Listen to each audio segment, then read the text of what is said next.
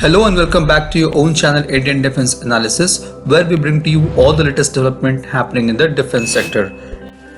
As we have reported last month that the preliminary design review of this Mk2 has been completed and the fighter jet has entered into critical design review phase. At this stage, multiple discipline technical review is conducted to ensure that the system can proceed to fabrication, demonstration and testing to meet desired performance within scheduled time and cost.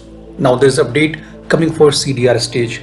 As per retired Colonel Ajay Shukla, Indian Air Force has accepted the comprehensive design review of LCA Mark II.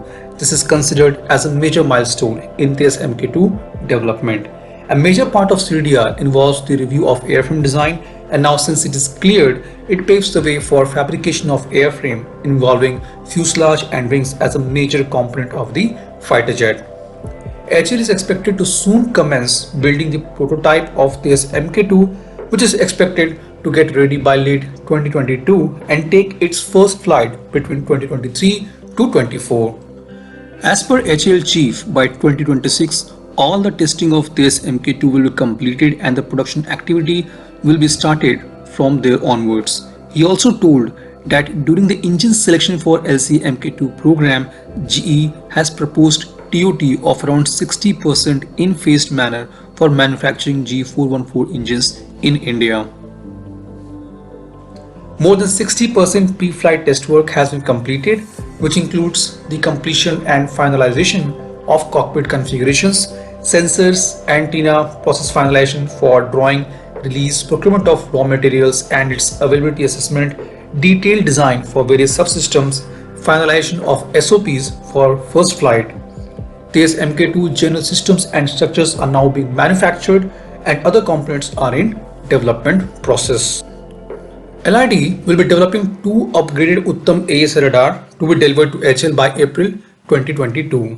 As you might be aware that the nose cone of this Mk2 is going to be 10% lesser in length as well as in diameter, which is raising concern among many as they are concerned that the number of TR modules that will fit in the nose cone will reduce.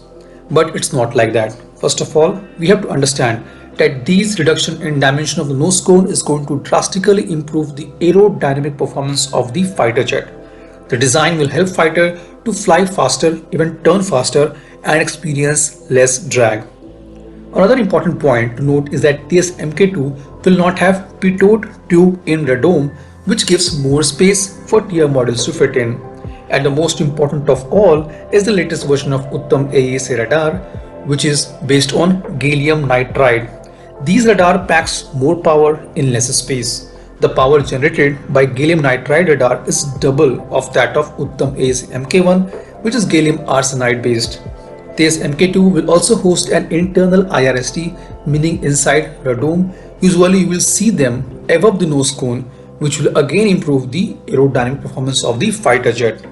In summary, this Mk2 will pack radar twice powerful than what we will see in this Mk1A and have much improved aerodynamic performance.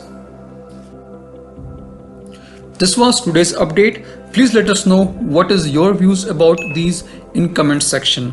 Feel free to post your comments and suggestions about any topic related to defense sector on which you want to hear from us. With this, I would like to say goodbye and Jai Hind friends. Please like and subscribe our video if you have not done already. We will be soon back with more interesting and amazing development happening in defense sector.